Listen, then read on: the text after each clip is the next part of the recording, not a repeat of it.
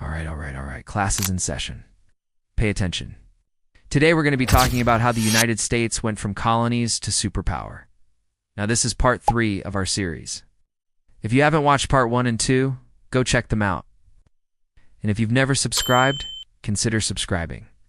Now when we last left off, Great Britain had given up on its North American colonies because it was just too darn expensive to keep them. And the United States now controlled all of these lands east of the Mississippi River. But that doesn't mean that the United States was the only power in the region. No, Siri Bob. We still had Spain hanging around, controlling all of this land here in the Southwest, and Mexico, controlling all of this land here. But that didn't really last very long. You see, Mexico was having some trouble of its own. They got involved in a little war with Texas over the border here. And the U.S. was like, hey, I bet we could take this opportunity to expand. And so they did. By 1846, the U.S. had expanded all the way to the Pacific Ocean, and shortly after that, they were going to start expanding their influence into the Pacific as well. But hold on a second. Why was the U.S. suddenly such an attractive place to live? Well, for one thing, we're pretty darn big. We have lots of room for people to move to and start new lives. We also started doing something called the Missouri Compromise. Remember that thing where we kept the balance between free states and slave states as we were adding new states to the Union? Oh, yeah, that thing. That attracted a lot of people who were anti-slavery and just wanted to live in a place where slavery was unallowed. Also, our population was growing really quickly. In 1800, the U.S. had about 5 million people living in it. By 1850, we had 20 million people living in it. And by 1900, we were going to have 75 million people living in it. Now, with that many people, you're bound to have some problems. Slavery was probably the biggest problem facing the United States at this time period. As we've talked about in other videos, slavery was an institution that the United States was built upon. Our founding fathers were slave owners. The Constitution that they wrote protected the institution of slavery. And even though some of our leaders, like Abraham Lincoln, were against it, they still had to compromise with the southern states in order to get them to join the Union. But as more and more states were added to the Union, the balance of power between free states and slave states was upset, and so the Missouri Compromise was created in 1820. This kept the peace for a while, but eventually the South decided that they just couldn't take it anymore. When the issue of slavery and new territories came up, the South insisted that slavery should be allowed in those territories. The North, of course, said no. And so in 1850, the two sides compromised again. This time, the North got its way, and slavery would be banned in any new territories acquired from Mexico. This was known as the Wilmot Proviso. The South was furious and began calling for secession. The North was angry as well and began calling for the abolition of slavery. For the first time, people from both sides of the debate were willing to fight a war rather than compromise. But before we can get to the Civil War, there's one more thing we need to talk about. See, the United States at this point was kind of like a kid who lived in a big house.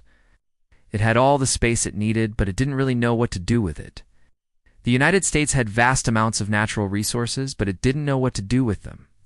The country was mostly agricultural at this point, and most of the manufacturing that did take place was done by hand. But that was all about to change.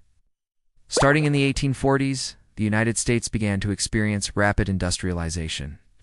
Factories began to pop up across the country, and people from all over the world came to work in them. The United States was on its way to becoming a true superpower. Okay, now let's get back to the video. Then what happened? Well, in 1854, a group of folks met up in Kansas to write a constitution for their new state. They split into two groups, one pro-slavery and one anti-slavery. Violence erupted, and the two sides began fighting each other. This was known as Bleeding Kansas, and it showed just how divided the country was over the issue of slavery. In 1856, the Republican Party was formed. The Republican Party was an anti-slavery political party, and it quickly became the second most powerful political party in the country. In 1858, Abraham Lincoln ran for the Senate. His opponent was Stephen Douglas, who was a pro-slavery Democrat. Lincoln won the election. But the real winner was the Republican Party. They had proven that they could win elections without having to compromise on the issue of slavery. The Republicans continued to gain power in the following years, and in 1860, Abraham Lincoln became the President of the United States. The South was furious, and on January 1861, representatives from 7 southern states met up in Montgomery, Alabama, and formed the Confederate States of America. On February, the Confederacy elected Jefferson Davis as its president. The delegates from the Confederacy then drew borders around the new nation. These borders included parts of 5 states that hadn't actually left the Union yet. The Confederacy hoped that these states would eventually join them, but for now, they were just border states. On April 1861, the Confederate Army attacked Fort Sumter in South Carolina.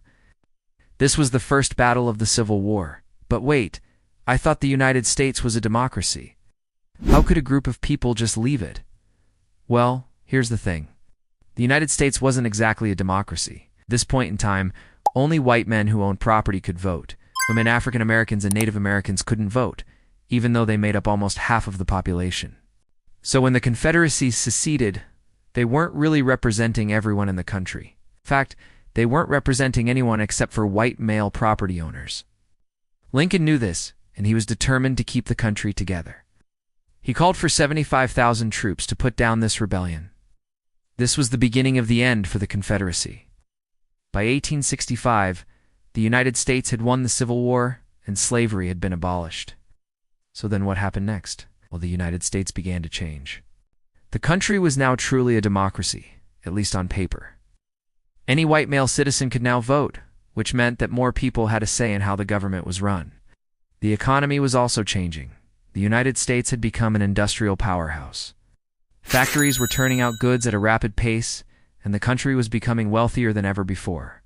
The United States was also becoming more urban. People were leaving the farms and moving to the cities to work in factories.